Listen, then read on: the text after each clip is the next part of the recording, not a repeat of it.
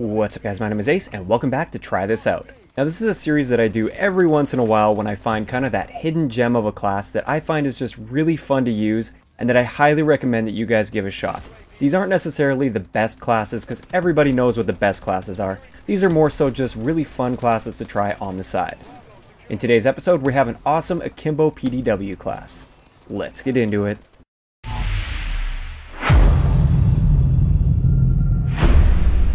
Alright guys, so this is going to be quite brief because I'm basically just going to share the class and basically my playstyle with this class.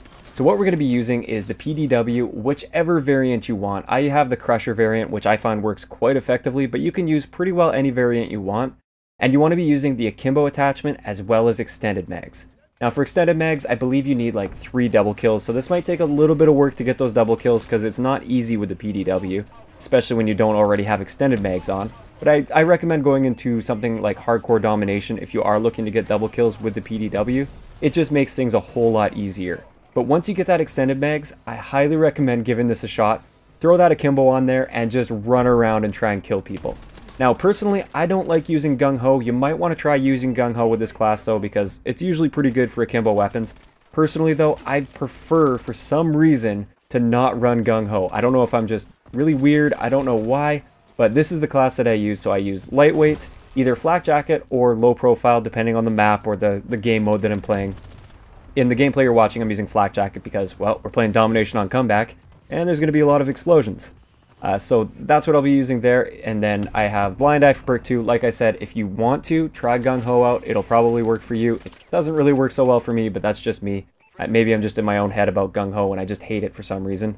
And then for perk 3, we have Blast Suppressor, and then I like to run Scavenger because I find that I can actually somehow go on some streaks with this class every now and then, and I feel like I'm reloading a lot, so Scavenger helps a lot. You might want to also go with Hardwired. You could do Toughness, but honestly Toughness really isn't going to do much for you since you are hip firing with this anyways. And then with this class I had 1 extra point, so I thought I'd just throw on a UAV, and I decided to make it a support threat detection UAV. The reason for that is, I know I said I could go on some streaks every now and then, but it's not really all that common, so I like to support UAV because I know at least I'm going to be earning that UAV a few times in a game, whereas if I put something like a bombing run on, I might not even earn that bombing run throughout an entire game. As for tips to play with this class effectively, basically you want to keep enemies up close as much as possible. That's the key. Treat these kind of like a shotgun, pretty well like a shotgun. And also, it's great for actually clearing off flags. If you have multiple enemies that are grouped together in a small area, these things can melt. They can be extremely effective for this, but keep in mind, these are not versatile weapons. You don't want to be challenging people at longer ranges. If you feel like you can set up for a gunfight beforehand and you know it's going to be a little bit longer range, you might see me a couple times in this gameplay do that, lay down. It will actually tighten your hip fire spread up a little bit, and allow you to be just a little bit more accurate at range, but still you're not going to be picking people off across the map. In addition to this, always be ready to reload. That's one downside to these guns, at least for the Crusher. I don't know about some of the other variants, they might be a little bit faster, but for this variant, the reload time is quite slow. So you want to get the kills that you need to get, and then find some cover, find a way to reload, get reloaded, and then attack again. And that's the best way I find to use this class. I find it works most effectively on domination, hardpoint, and momentum because people are generally concentrated onto very small objective points, so this is where they really excel. I wouldn't necessarily recommend these for something like Team Deathmatch or Kill Confirmed.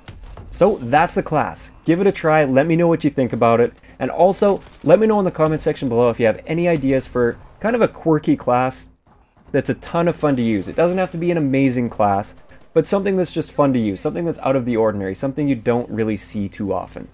If you enjoyed the video, a like rating is always appreciated, and don't forget to subscribe for more if you haven't already.